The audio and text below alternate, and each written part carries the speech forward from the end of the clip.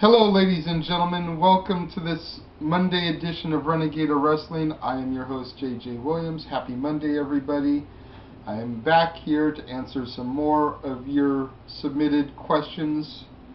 I'm going to get right into it. I got a bunch of them. There's a few I'm going to leave off today. Philip Evans, Don Marlin, Shelly Conrad, Ricky Lawson, and on YouTube, Golden Eagle 407. I'm going to pass on a couple of your questions today because I want to do a little bit more research and actually have some notes in front of me for those. Those will probably be answered on Friday's show, so just be patient for that. From Facebook, Logan Gonzalez wants to know, JJ, what do you make of OVW getting a show on Spike TV and TNA can't even get a second show? Plus, what's the point of having Gut Check then if OVW is going to have a show? And there have been rumors of ROH having money trouble. Do you see WWE helping them since they signed most of their talent? I hadn't heard about OVW getting a show on Spike TV. I think it's a bad move. Promotions like that should just be regional to the area that they're in, because that's where the majority of their fan base is. You know, Florida Championship Wrestling didn't have a TV deal that aired in California because nobody can see it. NWA Championship Wrestling from Hollywood doesn't have a deal out in Texas. Nobody knows those people. They have a deal in SoCal. OVW should have their television deal, if they're going to have one, in their local area, not nationally, because people aren't going to care. And as far as ROH having money trouble, it's possible WWE might throw them a bone and help them out a little bit, just like they did ECW back in the days. But you have to keep in mind, TNA signed a bunch of their talent too. TNA's got Austin Aries, Samoa Joe, Christopher Daniels. Sure, there's others that are just escaping my head right now. AJ Styles went through ROH in the early days when ROH and NWA TNA had a working agreement. TNA's got a bunch of their guys too, so it's not just WWE that has snatched up their guys. So it's possible, but not likely right now, considering Vince's pay-per-view buys aren't where he'd like for them to be. His ratings on television are down, so he's not getting that he'd like to be getting on a regular basis. Andrew Wilson says, a new question for you. What are your feelings on JBL's epic title run in 2004-2005? I thought it was funny seeing the ways he would always manage to hold on to his title. Secondly, do you believe he belongs in the Hall of Fame alongside Ron someday? Well, I'm going to answer your second question first. Yes. I do think JBL Bradshaw deserves a place in the Hall of Fame at some point alongside Ron. I kind of wish that they had been put in together as the Acolytes or the APA as opposed to individually, but take what you can get. My feelings on JBL's epic title run, I kind of like what Paul Heyman had to say about it at the original One Night Stand. The only reason you had the belt that long is because Triple H didn't want to work Tuesdays. JBL probably would have never been champion if it hadn't been for a dire circumstance. They needed somebody to put it on that could get the belt to John, and JBL was the guy to do it. He was able to make everybody hate him so much that by the time Cena got it at WrestleMania, people were just rejoicing to see that JBL had finally lost it. They didn't care who got it, they just didn't want him to have it no more. But it was still a good title run.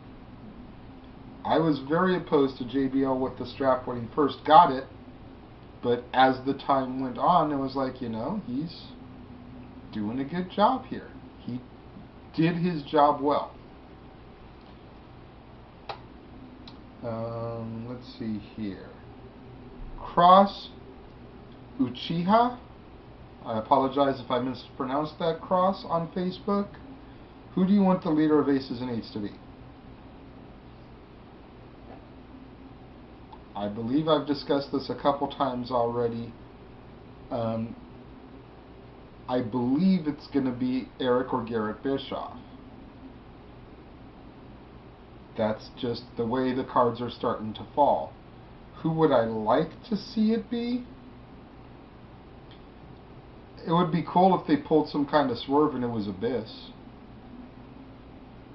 But I don't see that happening.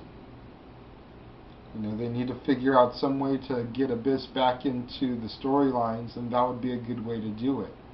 Having neglected him so long, have him end up being the leader of Aces and Eights, because he's disgruntled of it. Over on Twitter, Mario Z at Mario WWE619 says, "What are your thoughts on the WWE Divas?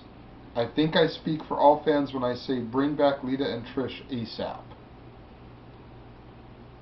WWE has divas? I would have never known. They barely ever get television time unless you're Eve or AJ.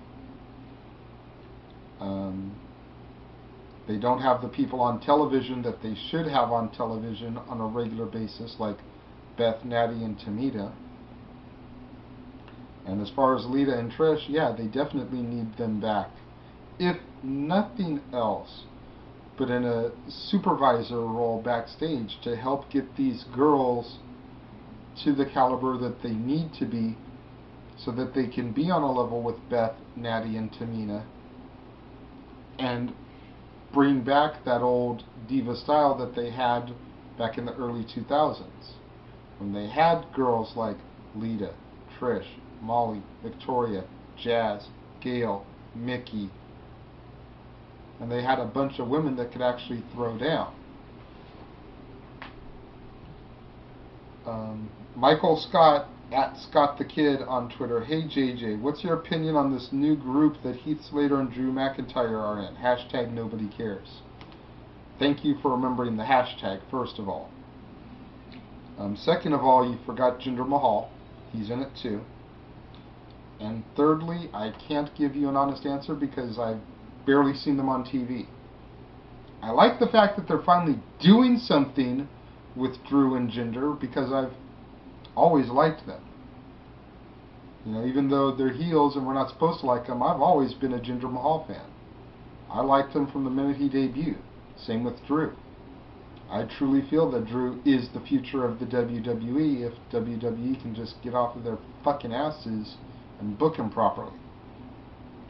Heath Slater is the leader of a faction, though? That's kind of like X-Pac being the leader of a group. I don't believe it. Heath Slater has always been a follower. I would be able to buy it more if Drew or Jinder were the leader of the group. Especially Jinder because he's wealthy. You know, he could buy it all. A la Ted DiBiase. You know, I don't buy Heath Slater as a leader. He was a follower in the Nexus. He was a follower in the core. No. The Wendy's girl is not a leader. The Wendy's girl needs to go to the nearest fucking Wendy's and get me a Baconator, fries, and a freaking Biggie drink.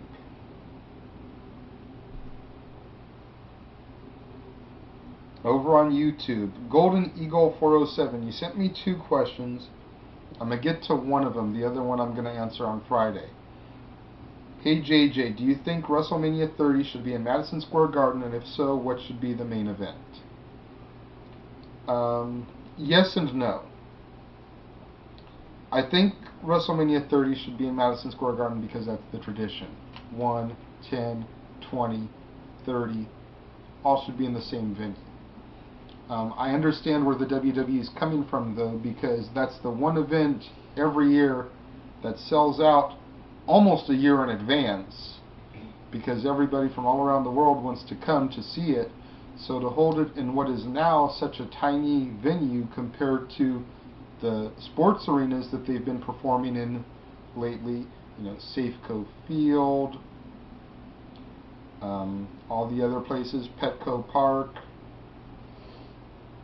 you know, can't even think of them all, but all the places they've been the last few years, the outdoor sports arena, baseball fields, football fields, etc., to hold it an indoor basketball court, essentially, they're not going to fill it up the way they could elsewhere. The main event should be a title unification match. Whoever they want to book it to, WWE versus World Heavyweight Championship, and unify it. And then have the champion go back to working both brands, like they did back in the day when they had the undisputed title. That's what I would do. A political question here from the Sparta 1812. Hey JJ, who do you see winning the presidential election? Although I support Obama, I see Romney winning. Go Obama. B Diddy 2K6. Hey JJ, do you see Punk and Lesnar joining together for Survivor Series in a possible match against Cena Ryback? Again, this is another one I talked about a couple times on the show. Please, people, if you're going to submit me questions, try to make sure I haven't already answered the question. I haven't been doing Q&As for that long, so it shouldn't be hard to go back and watch the shows and see if I've answered it already.